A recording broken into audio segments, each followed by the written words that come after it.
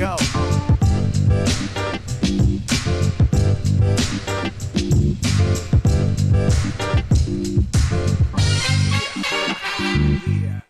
Champion.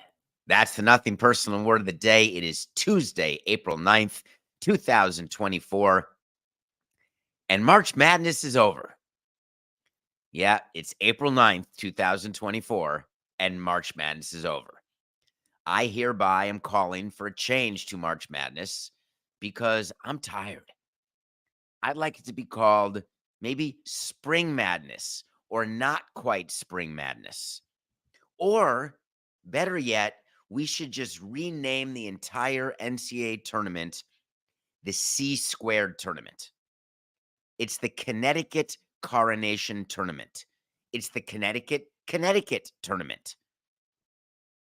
While we were sleeping for the last 29 years, if we were Austin Powers or Walt Disney, and we froze and then woke up, guess what we'd find?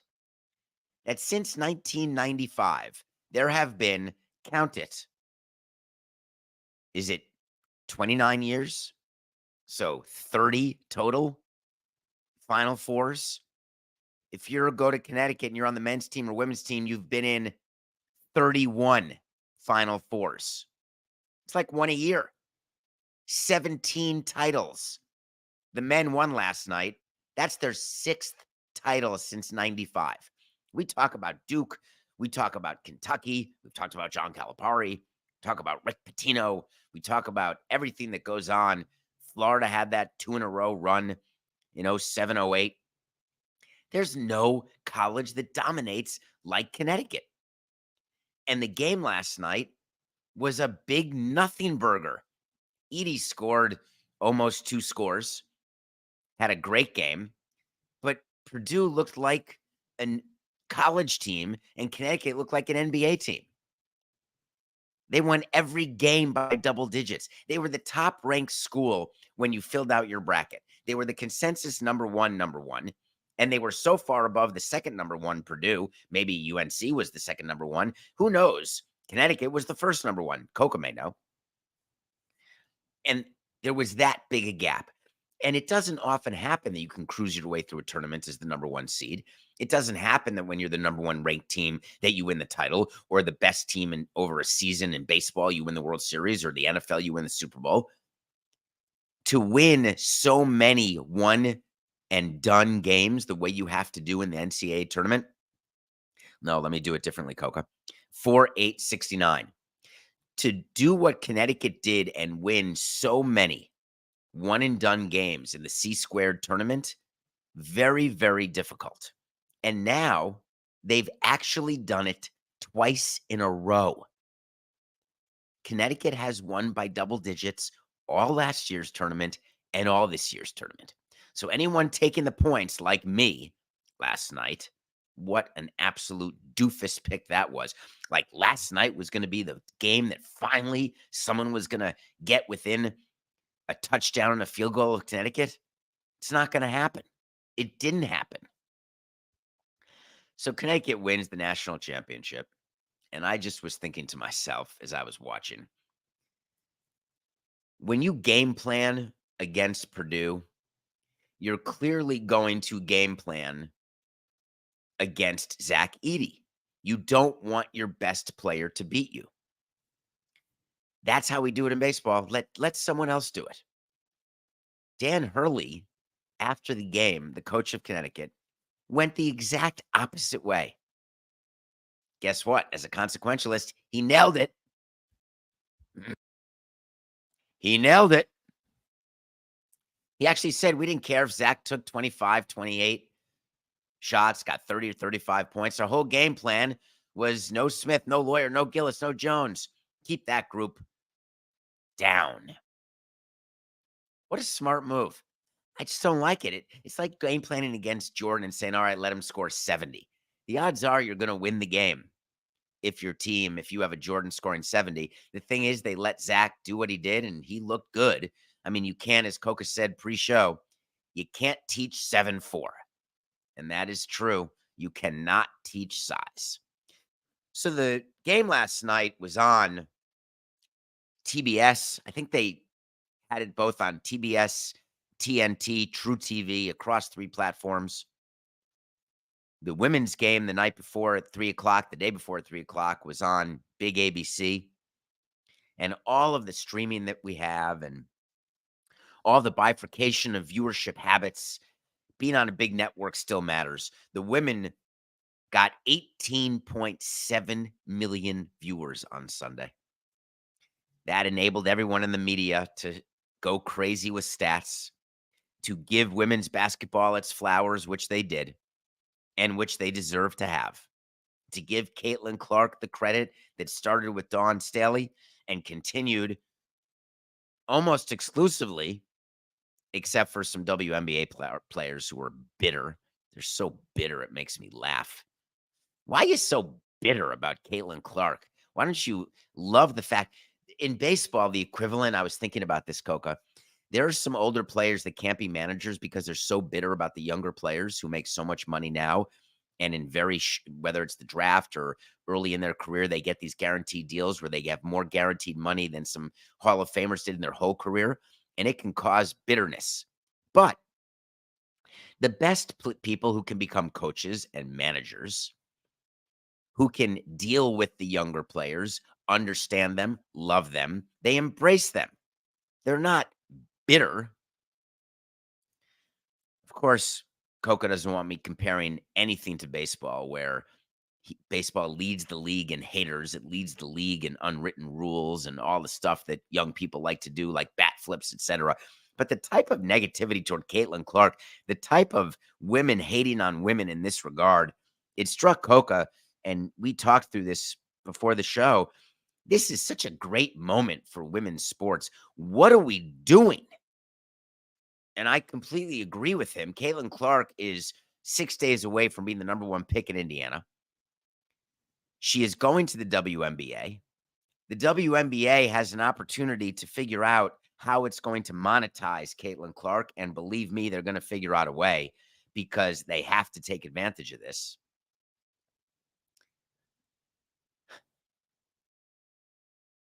You know, the numbers are going to come out for the men, Coca. And people are going to say, when the numbers are lower, they're going to say, hey, it's because it was ABC and not TNT. I'm going to say that if the men's final last night had been on ABC or CBS, one of the big networks, I think even on a Monday night, it still would have rated lower than the 18.7 million people who watched the women's game. I still think it would have. As a matter of fact, I'm going to give you a wait to see. And the wait to see is that the women's final will outrate the men's final. Now, that's not the most epic way to see, because I'm pretty sure it's guaranteed to be correct, because the 18.7 million viewers made it the most watched basketball game, college or pro, men's or women's, in 5 years. That's LeBron. That's Curry. That's NBA Finals. Every one of them. Jokic. Doesn't matter. Heat. Doesn't matter. More people watched Caitlin Clark. That's pretty amazing. If you're not a football game and you're not the Olympics, you didn't come close to the 18.7 million. What a moment for women's sports. How do you take advantage of it? Well, the promotions are starting. The thing that I really have enjoyed about watching Caitlin Clark as she enters the WNBA is trying to figure out what it is exactly the WNBA is going to do in order to make money. There's several ways that leagues make money. 1, gate revenue, and 2, TV revenue. Those are the 2 major sources. Now, the WNBA may have been supplemented by the NBA, may have been taken care of for many years, but the WNBA is going to learn and needs to learn how to stand on its own. The commissioner of the WNBA may be someone you've never heard of. Her name is Kathy Engelbert. She is not in the room of commissioners where it happens. When I give you funny stories of commissioners going to DC and commissioners having these meetings, Kathy Engelbert is rarely a part of that. The WNBA just hasn't been looked at as a power league before. but this is her moment. So how is she going to do it? Let's start with the easy part. The draft. There is no drama in the draft. She is the consensus number one, Caitlin Clark. Indiana Fever will be ready.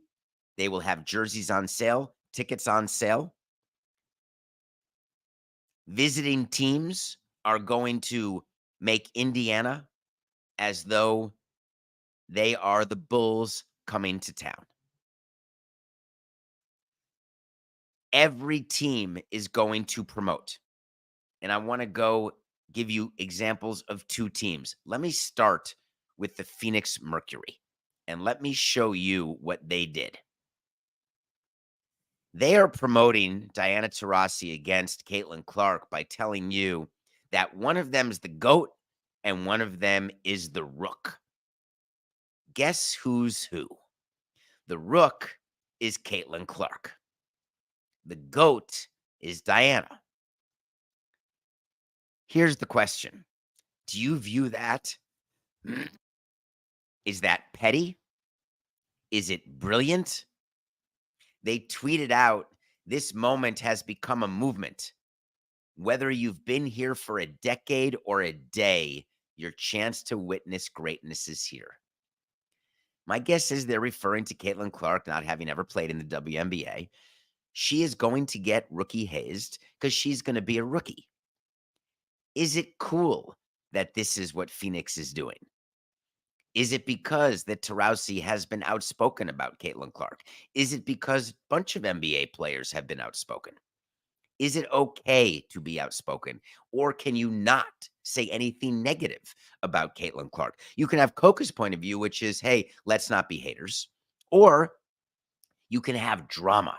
If I'm Kathleen Engelbert, the commissioner of the WNBA, here's what I want. I want hatred. I want vitriol. That sells. You think it's a surprise that when the Rangers and Devils started fighting before the anthem, right before face-off, when they took the ice and all of a sudden they dropped their gloves and that became such a big story? What sells? Hate, rancor, frustration, jealousy. Love doesn't sell too often unless it's like The Notebook. And I really wanted to come up with the name of the guy who wrote Nicholas Sparks. Thank you so much, Coca. I can't believe you pulled that one out. Love sells if you're Nicholas Sparks. That's about it. So Phoenix is making sure that you're very clear who's what and who's who, because Caitlin Clark may have been the GOAT of college, but she is not the GOAT of WNBA. She hasn't scored 1 point in the WNBA. We don't know whether she'll have a successful career, a long career, whether she'll fizzle out. We don't know, but you strike now because the iron is so hot. Vegas is taking advantage. Vegas is doing something that is very interesting to me. They are moving their game against the Indiana Fever from a 12,000 seat arena to a 20,000 seat arena. They're going to T-Mobile, where Springsteen played. And they're doing it because Caitlin Clark is coming to town. First of all, the fact that they're able to do that is truly a negative about the WNBA. And I don't want to be cynical. I want to explain. When we sign a lease for a major league ballpark, or when a basketball team signs a lease to play at AAA in Miami, the Kaseya Center, or the Fiserv Forum, wherever your NBA team plays, the lease that they sign says that that's where their games are played. Let's pretend for a minute that in Denver, during the NBA Finals, it was so hot, or in LA, it was such a hot ticket that the Lakers said, you know, instead of Staples, let's go play where the football in SoFi. We can do it. We'll make the weather good. It's June. It's no problem. And instead of having 20,000, we'll have 70,000. They're not allowed to. The fact that the WNBA Las Vegas Aces, they have a deal in the Michelob Ultra Arena that allows them to move to a different arena for a home game. Now, what if it's owned by the same person? Still doesn't matter. I was very, very happy to see that they'll play at T-Mobile Arena. That has been the dream. The Liberty used to play at MSG. They don't anymore.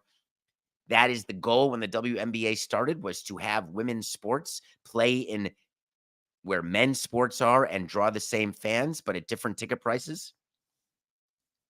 Now it's possible that women's ticket prices will approach men's ticket prices. We have to look and see what the get-in price, so to speak, for the Phoenix Suns will be versus what the get-in price will be for the Phoenix Mercury when they play Iowa. Will Caitlin Clark be the road draw, the road attention that she is in college, was in college? Is that what she will be again? These are questions. Everyone is on the air now. Everyone's got a show. Everyone's got a microphone, and they are guaranteeing certain things about her. I'm not willing to do it. I would just like to tell you that for me, to prove professional is a whole lot different than proving college. It's not just about quality of play. It's about lifestyle. It's about responsibility. It's about pressure. Thank you, Coca. The Liberty play in Barclays. Joe Tsai, the owner of the Nets, also owns the Liberty. There you go. But we don't know anything about the Liberty ticket prices. We do know that Jason Sudeikis is a season ticket holder courtside. He just said he was going to do that. Wants to show support. I love it. I want the WNBA to have increased gate revenue. But that's only one side of it.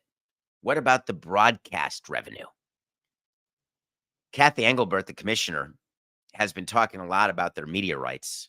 The WNBA media rights are up for renegotiation because the WNBA is tied to the NBA. When the NBA did its rights deal, its last rights deal, the WNBA was sucked in as part of those rights.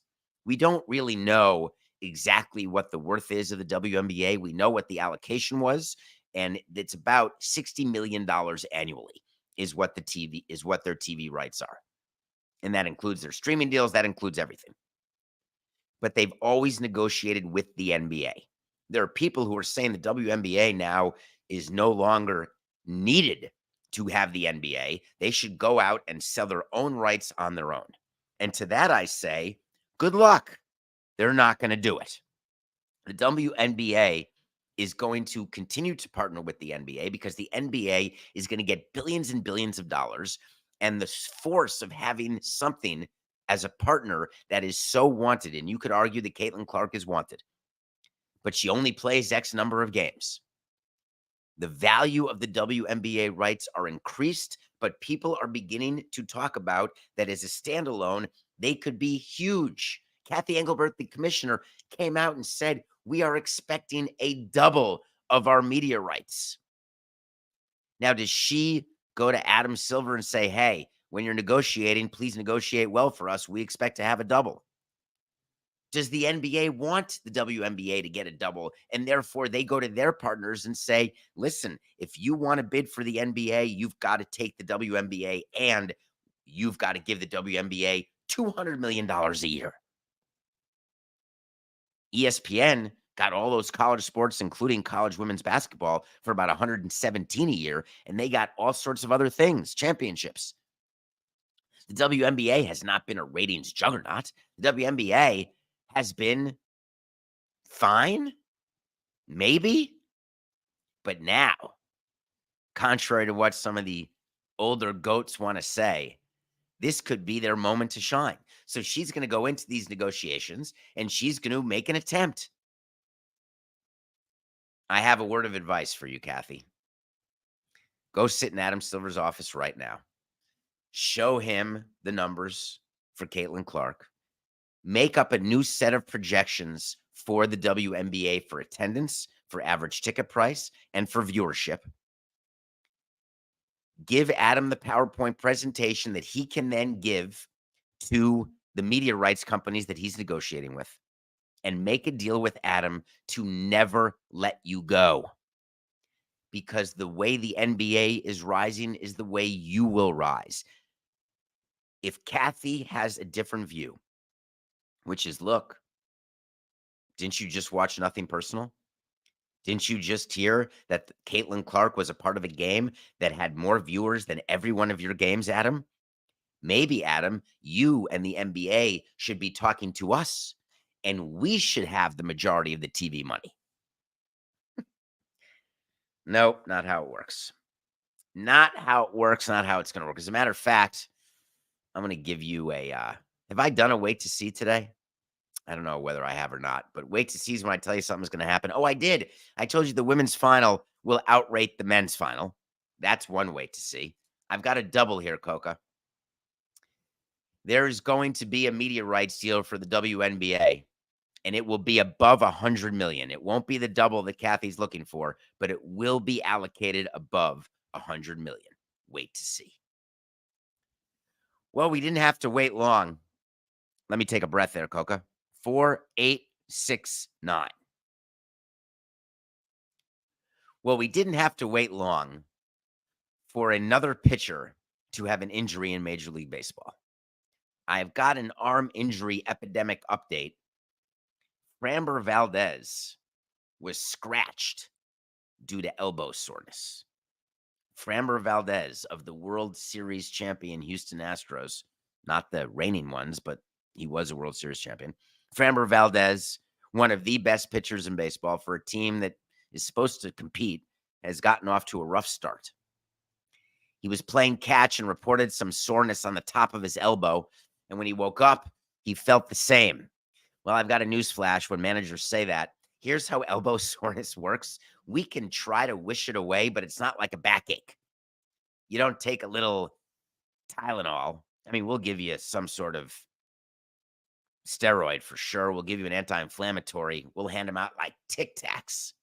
The thing with the elbow, the anti-inflammatory doesn't work so well. Have you noticed all the pitchers now? About a decade and a half ago, I was really much more scared of shoulder than elbow. You don't hear a lot about shoulder soreness anymore. The spin, and this is an argument to spin and why it's impacting way harder on the elbow. If you take your arm, if you're watching this on Nothing Personal with David Samson YouTube channel, put your fingers out as though you're holding a ball in a curveball position, which means put your thumb on the bottom and put your two fingers on the top, and then sort of hold it on the side. And then what I want you to do with an air ball, meaning no ball at all, I want you to whip down your wrist. Whip it down. Do you feel when you whip down right here? If you're watching, if you're listening, I'm touching my ulnar collateral ligament. Do you feel the tension on that ligament? Now I'd like you to imagine holding a ball and throwing it a hundo, or spinning a curveball or a breaking ball that's going 88, or getting the tight spin rate that you need to be successful, because that's what we count as success. And then wonder why elbows are going, pfft. Hey, Framber, come back tomorrow. You're going to be fine. Nope, not fine. Of course, the GM, Dana Brown, and the manager, Joe Espada, hey, no problem. We're not worried. At the end of the day, I think he's going to be fine. That's a great point, Dana Brown, you new GM. But the end of what day? We never wanted our GM to say, at the end of the day, everything's going to be fine, because that opens up to people like me saying that's true. But the end of your day is like 3 seasons from now. That's like when you're rebuilding or doing a fire sale. Hey, at the end of the day, it's best for the organization. Well, when's that, David? 3 to 5 years, somewhere in that range, that number of days, at the end of 1,000 days. Joe Espada knew at this, first-time manager. The fact that we didn't put him on the IL is a good sign. Let me explain what backdating is. Backdating is when you put someone on the injured list days after they're hurt, but they haven't appeared in a game. You can backdate it to the day they first didn't play in a game. I love the optimism. I don't want to be that guy. Don't make me into that guy where I'm just downright cynical about everything relating to injuries. Maybe Framber took a Tic Tac, iced it, got in the cryo chamber, got some sleep, and he's totally fine. It's almost impossible to believe that's true. I'm trying to remember if we ever scratched a player from a start for elbow soreness and he missed only one start. Someone will have to go back over 18 years of that. And I'm going to bet you $1, Mortimer, that it never happened. I'd probably bet you $1 that anyone who we scratched because of elbow soreness went on the IL, every single one of them. But Framber may be the first. So this is going to cause continued debates. more and more players are talking. If you get a chance, Coca, you should watch the 4-minute video from Justin Verlander. I've got a few quotes from it, but he spoke for 4 minutes about the debate that is being had, and the debate is the injury. Whether it is pitch clock, which is what the union says, or velocity and spin rate, which is what the owners say. And Verlander said, I think the game has changed a lot. It would be easiest to blame the pitch clock, but in reality, you put everything together and everything has a little bit of influence. The biggest thing is the style of pitching has changed so much. Everybody is throwing as hard as they possibly can and spinning the ball as hard as they possibly can. It's hard to deny those results, obviously. This does not make the union happy. What Justin Verlander is trying to say to you is that the pressure on pitchers to achieve velocity is so significant that they don't worry about tomorrow, just like front offices don't worry about tomorrow. And the best way not to worry about tomorrow is not to sign anyone for tomorrow. Do everybody year to year, my dream. And when players get hurt, they get hurt, but you're not spending money on players not to play. Because there are only 2 or 3 teams who can afford to pay players not to play and still be good. The rest of us, when your players are not playing, it's not like you go out and can sign another 10, 15, or $20 million player or trade for one. You just can't do it. And depth, when you talk about payroll disparity, you're talking about depth disparity. The ability to withstand injuries and maintain performance. It is incredibly hard to do. The Astros are seeing it. Even their depth is being tested with all of their injuries. I wonder if the union is happier with what Gerrit Cole said. Gerrit Cole spoke about MLB versus MLBPA. Gerrit Cole understands very well what kind of war is brewing between them.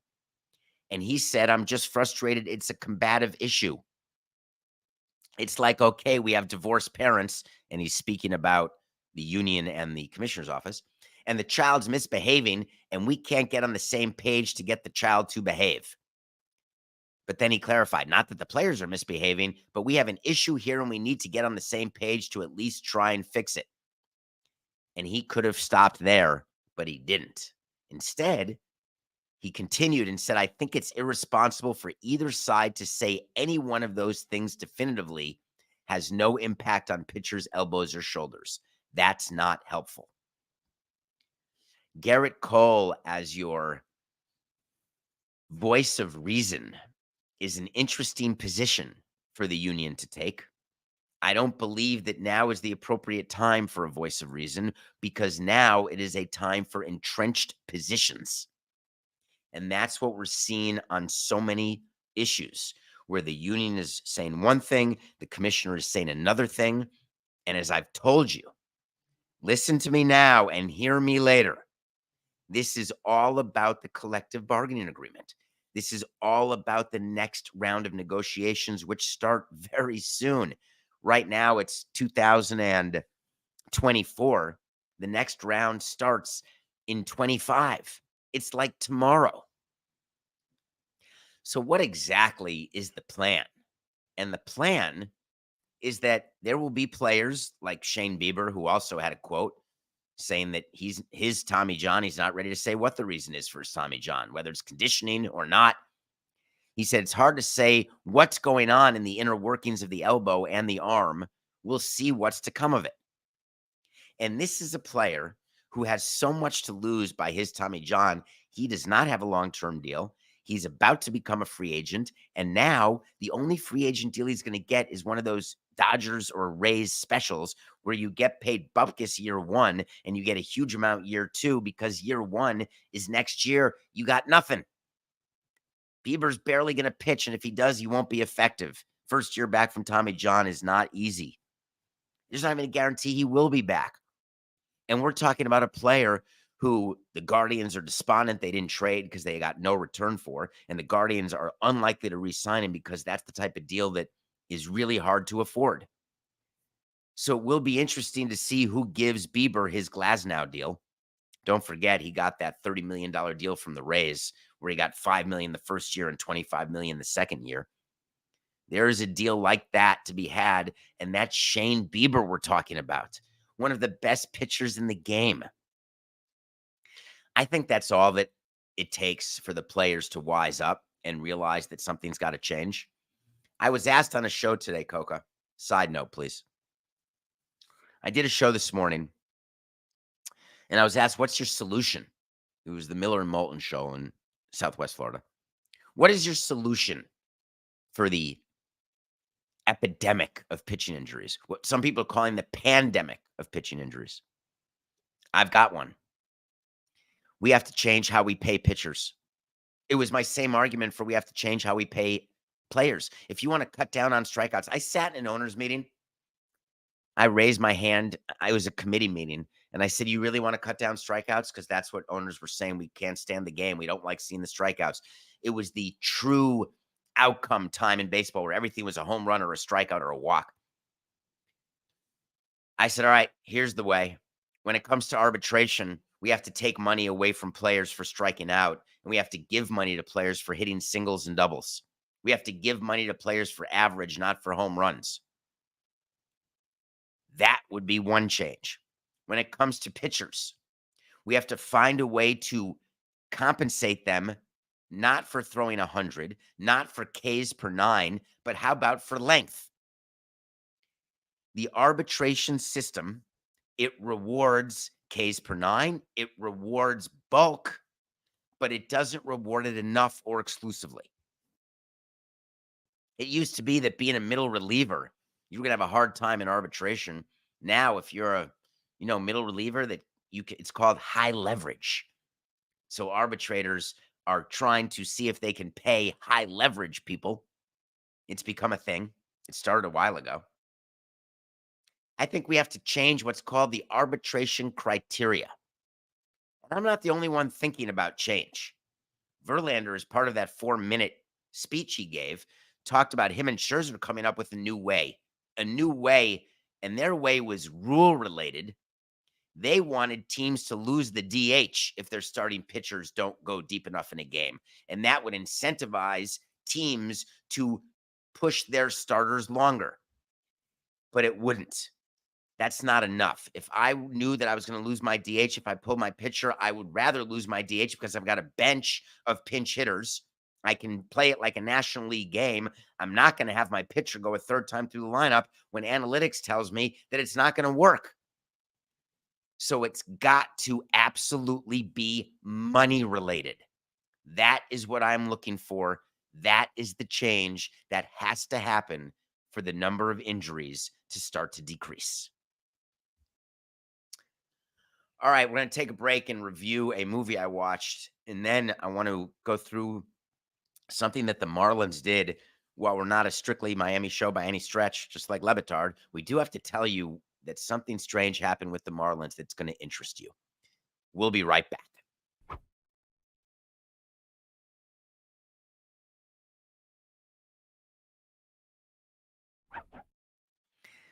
Welcome back to Nothing Personal with David Samson. We're here every day. It's Sarah, Coca, it's me, the group of three. Coca prepares this show, best producer in the business. Thank you, Coca. We did a show last night, Coca. It was my first show without you. I was in Atlanta. I'm still in Atlanta, flying out to Boston for a show Wednesday night, a live show in Boston, City Winery. Come join us. We had Dan Uggla and Juju Gotti as guests last night and had a fun show. It's an hour-and-a-half show, and that show is going to drop this weekend. Doing a night show, then a morning show. Tough on Coca, tough on me. But I am sucking down throat lozenges, drinking tea with honey, hot water, and attempting to get some sleep. There is one thing that I cannot give up. You say you can't get enough of Nothing Personal. Please tell your friends about it. Make sure you download, subscribe. On tour, there's no mute button. So I had a greps during the show yesterday. And I just had to turn around. And I had a cough once too when you're talking for an hour and a half and there's no mute button. I wonder how singers do it. I guess they just walk away from the mic and do it because they're standing, but I'm sitting when I do the show, so I can't really walk away. But here I can do this. and you can't hear me. Here's what I'm not going to give up: watching a movie every day. I watched the new Anna DuVernay movie called Origin. I watched it yesterday. I started on the plane, finished it before the live show last night after I'd gotten today's rundown done, and after I was just relaxing. I wanted to get the movie in, and I didn't want to stay up any later than I already did, especially because that would be the next day. After Midnight counts as today's movie, might I add. Let me tell you about this movie. This is a movie about a woman who loses her husband and her mother, and she is a writer. She is a Black writer who is trying to find out the origin of racism. And she has a theory that racism is not really what we should be talking about. We should be talking about the caste system and how the caste system is the true problem in how one group holds down another group, comparing it to what the Nazis did to the Jews, what they do in Africa, what they do in India with the untouchables. And that's brown versus brown, or black versus black, or white versus white. You could say that what the Germans did, it was for racial purity, but skin color, hard to tell without the yellow star who's who and what's what. The movie is based on a book, a real book. And I encourage you to watch this movie. It's a little slow, but its message is so very important. I had never, and I admitted I hadn't read the book. I admit that I hadn't thought of it that way. I had not thought about the similarities of the caste system and what it actually means in a society, and the insanity of what goes on in India, the way they treat the untouchables who look just like them, the horror of what they did. Obviously, the Holocaust is the horror of horrors, the nightmare of racism in America. You put it all together, and one of the themes of the movie that actually came up, Coca, on last night's Atlanta show that you'll hear this weekend, because yesterday was the 50th anniversary of the Hank Aaron 715th home run that he hit to pass Babe Ruth. And I did a segment, Coca, about how hard it was for Henry Aaron during that time period. And I'm just wondering, after 50 years, has a lot changed? Has nothing changed? One thing that is not changing, I'm cold as ice. Nothing. Personal pick of the day. Actually, I'm freezing right now. 40-51. Purdue getting a touchdown. Loss. Mariners. My Cy Young pick, Luis Castillo, can't win a freaking game. He's 0-3 with like a 78 ERA. What is going on? We are 40-51. I'm going to the Astros tonight. And what I'm doing with the Astros, they've got Javier going. Javier, frankly, has to be the ace of the staff with Framber Valdez having been scratched. By the way, how did his replacement do? How many times have I done this? Called up a guy too early and ruined his career. The guy they called up yesterday, a third of an inning, 5 earned runs and 3 walks. His name is Blair Henley. If Graham Taylor, you're listening to this show, if Logan Kensing, you're listening to this show, so many others, I just want to say I'm sorry. We needed a starter. We needed a replacement. You weren't ready. We thought you were ready. We brought you up. You weren't ready. You got shelled, and it impacted your entire career. You can really screw up someone's career. We didn't do it purposefully. I promise you that. Being called up and having a start the way Blair Henley did, it's crushing. Absolutely crushing. Now, the Astros did win the game 10-5, but it doesn't change what's going on in the head of Blair Henley. He'll say all the right things after the game and today. It's not ideal. We're going to take the Astros minus 125 over the Royals, who have, I haven't looked, Coca. Is it possible that the Royals have the number 1 starters ERA in all of baseball, and maybe the number 1 bullpen ERA, maybe the number 1 overall ERA? Check that out. Go to the stats page. and just see if the Royals, where they are in team ERA, because they've been lights out. And I would say it's early, obviously, but the season, teams have played 10 games. It's more than 5% done. It goes quick. I'm not saying the Royals are going to end up in October, but what if the Royals are this year's Diamondbacks? It's doubtful, but not out of the question. All right, let's talk about what the Marlins did, because it did not get a lot of attention in the nation. It was like a note in some of the articles from the national writers on Twitter, but it's quite an important, interesting thing. When Skip Schumaker was hired as manager of the Marlins, he was giving a 2-year deal plus a team option for a third year.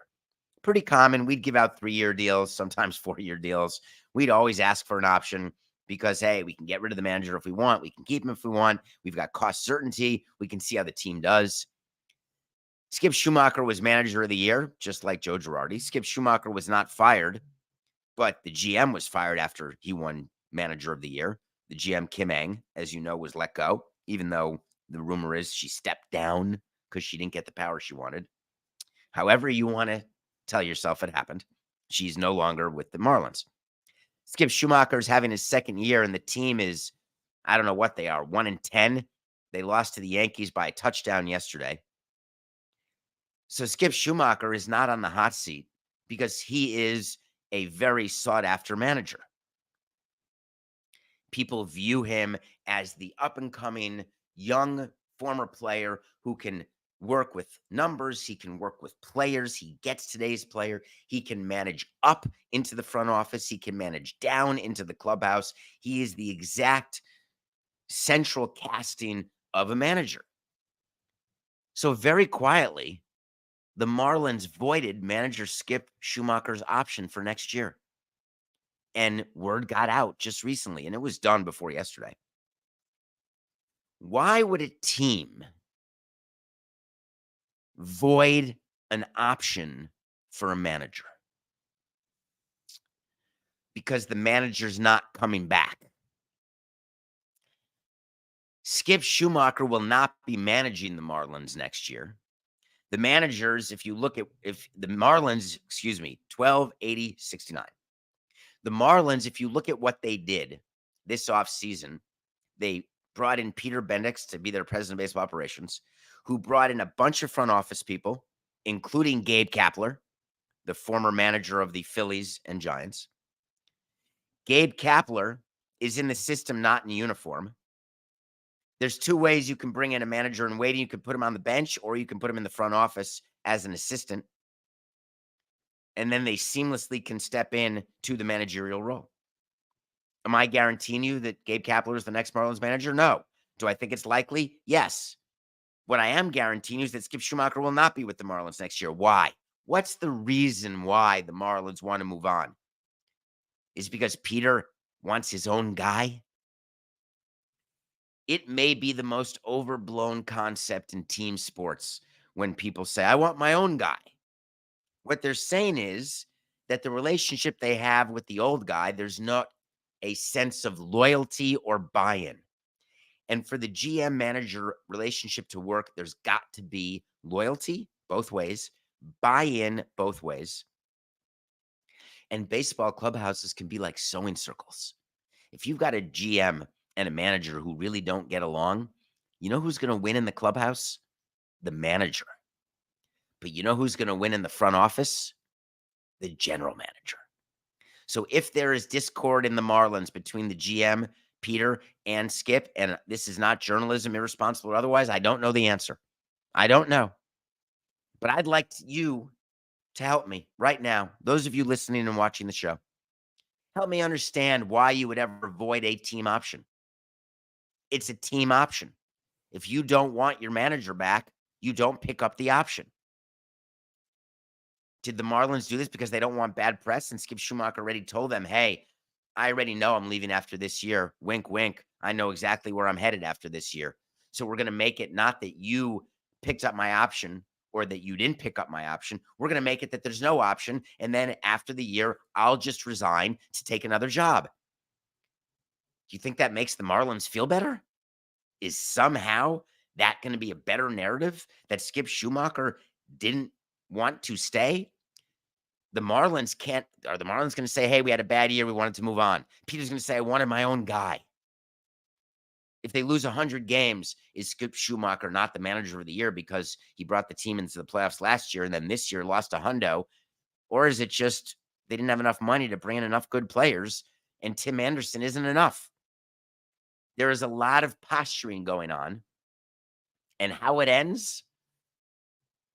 Tears in a journey.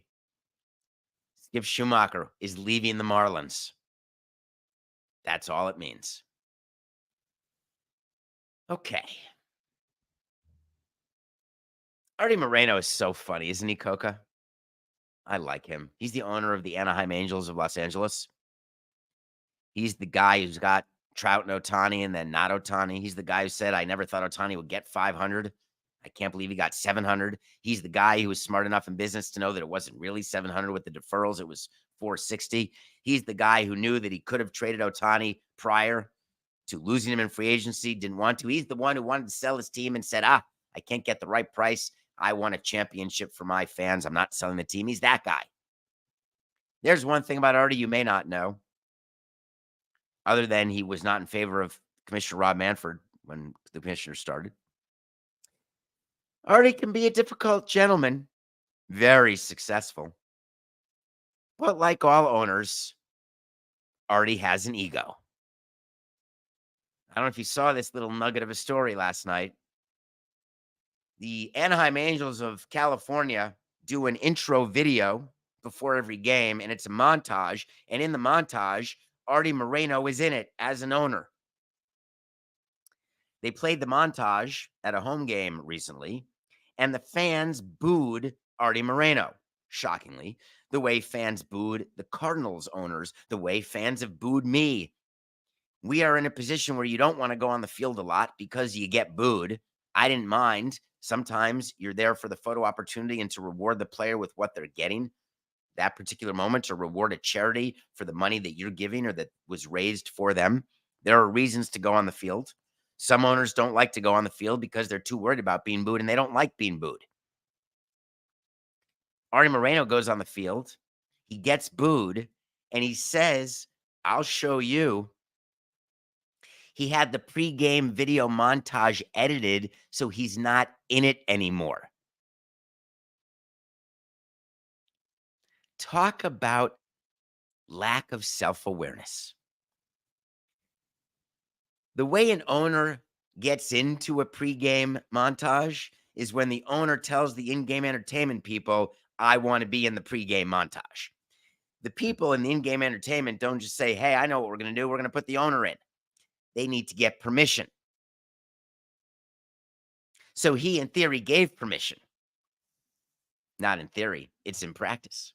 Then on top of that, he's so sensitive that he doesn't understand, and so absolutely out there, he doesn't realize that while the boos may have not been audible prior, there were always the askance glances saying, oh, well, I see in that montage. Normally it's a player montage. Owners aren't players. Owners aren't the story. Presidents aren't the story. As much as we'd like to sometimes say we're the story, we're not the story. Arte Moreno gets booed. John Fisher gets booed. The DeWitts get booed. The Wilpons got booed. Everybody gets booed. How do you handle being booed? Well, as someone who's been booed, I've got a suggestion. Keep going. Pretend that they're saying boo ad, like David, or boo son. Oh, they're calling my name. Press through.